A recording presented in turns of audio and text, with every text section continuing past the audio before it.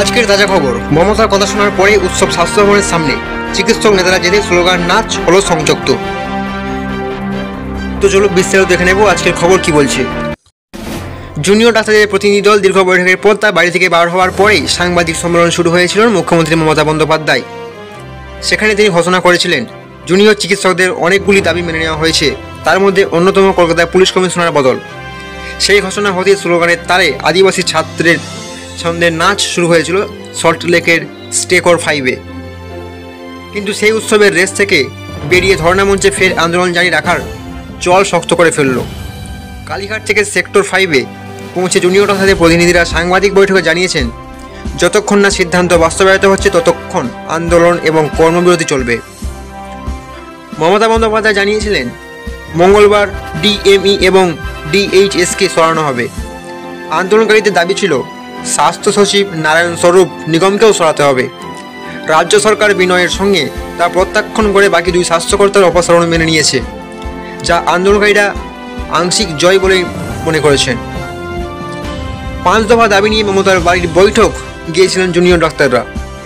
তার অনেকগুলি রাজ্য সরকার মেনেছে। উল্লেখ্য, প্রথম যে দাবি, অর্থাৎ চিকিৎসকের ধর্ষণ ও খুনের বিচার, তা এখন সিবিআইয়ের এতিক্রাধীন। জুনিয়র ডাক্তারেরাও তা মেনে নিয়েছেন।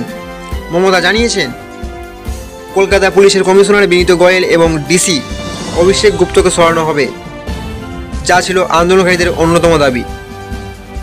যতক্ষণ না প্রশাসনিক নির্দেশ কার্যকর হচ্ছে ততক্ষণ এই আন্দোলন চলবে বলে জানিয়েছেন জুনিয়র ডাক্তারেরা। মঙ্গলবার সুপ্রিম কোর্টের শুনানি রয়েছে, তারপরে বিকেল 4টে নাগাদ প্রশাসনিক স্তরে রদবদল হবে বলে জানিয়েছেন মুখ্যমন্ত্রী মমতা বন্দ্যোপাধ্যায়। জুনিয়র ডাক্তারদের বক্তব্য, প্রশাসনিক সিদ্ধান্ত বাস্তবায়িত হওয়ার পরে পরবর্তী সিদ্ধান্ত তারা মেনে নেবেন। মমতা বন্দ্যোপাধ্যায় বলেছেন, ওরা বয়সে ছোট, ওদের দাবি মানা হয়েছে। ডাক্তারেরা বলেছেন, তাদের আন্দোলনের সামনে নতজানু হতে বাধ্য হয়েছে রাজ্য সরকার। এখন দেখার কখন প্রশাসনিক স্তরে রদবদল কার্যকর হয়, তারপর কোন পথে এগোয় চিকিৎসকের আন্দোলন। সোমবার বৈঠকের পর সার্ভিস ডক্টরস ফোরাম থেকে বলা হয়েছে, সংগ্রামী অভিনন্দন আন্দোলনকারীদের, আন্দোলনের বিরাট জয়। দাবি মেনে কলকাতা পুলিশের কমিশনার, ডিএমই, ডিএইচএস, ডিসিকে সরানো হচ্ছে। স্বাস্থ্য পরিকাঠামো এবং প্রতিরক্ষার বিষয়ে নজর দেওয়া আশ্বাস দেওয়া হয়েছে। এর পাশাপাশি ডাক্তারদের কাজের পরিবেশ উন্নত করার জন্য 100 কোটি টাকা ধার্য করা হয়েছে।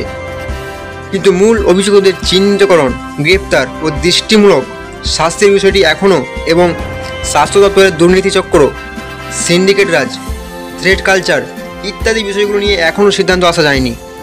মানুষের স্বাস্থ্য পরিষেবা কথা মাথায় রেখে জুনিয়র ডাক্তারেরা ধর্মঘট শিথিল এবং প্রত্যাহার করার বিষয়ে তারা যে সিদ্ধান্ত নেবেন এবং নির্যাতিতার বিচার না পাওয়া পর্যন্ত তারা বিভিন্নভাবে আন্দোলনের যে পদক্ষেপগুলি নেবেন, সার্ভিস ডক্টরস ফোরাম আগের মতোই তাদের পাশে থাকবে। আজকের তাজা খবর, জুনিয়র ডক্টর কর্মবিরতি তুলছি না, প্রতি স্বীকার সরকারের, জানালেন জুনিয়র ডাক্তাররা। গভীর রাতে বাজরুঠাক। চলো বিস্তারিত দেখে নেব আজকের খবর কি বলছে। ধর্নাস্থলে ফিরতে বেজে উঠল ঠাক, শাকধুনি দিলেন আন্দোলনকারীরা। চারিদিকে উঠল স্লোগান, জয় আন্দোলনের জয়। 5 দফা দাবি নিয়ে আলোচনার জন্য বলেছিলাম। দীর্ঘক্ষণ আলোচনা হলো, কিছু সদর্থক আলোচনা হয়েছে।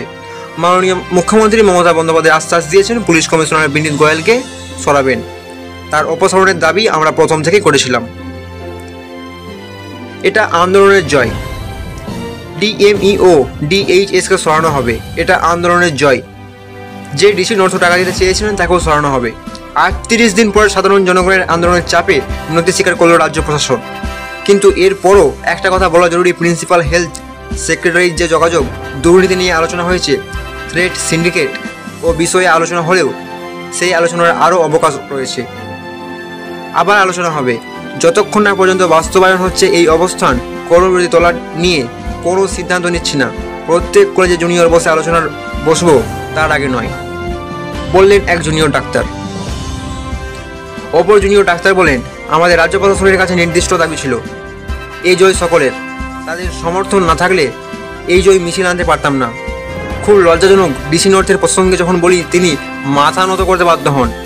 ডিসি নর্থকে সরানোর কথা বলেছেন, কিন্তু স্বাস্থ্য সচিবকে কেন সরানো হবে না? কলেজে কলেজে কেন ভয়ের জায়গা? আমরা বলছি, কেন 9 আগস্ট ঘটনার জন্য কেন গণতান্ত্রিক পরিবেশ প্রয়োজন? তিনি শুধু টাকার কথা বলেছেন, কিন্তু গণতান্ত্রিক পরিবেশ প্রয়োজন। কলেজে কলেজে থ্রেড কালচার কেন? বাস্তবায়িত হোক আমাদের দাবি। কেবলমাত্র লিখিত বা মৌখিক হয়ে পেয়েছি, আগে বাস্তবায়িত হোক, তারপর আমাদের সিদ্ধান্ত জানাবো। অপর জুনিয়র ডাক্তাররা বলেন, প্রশাসন কি সাপের 5 পা দেখেছে?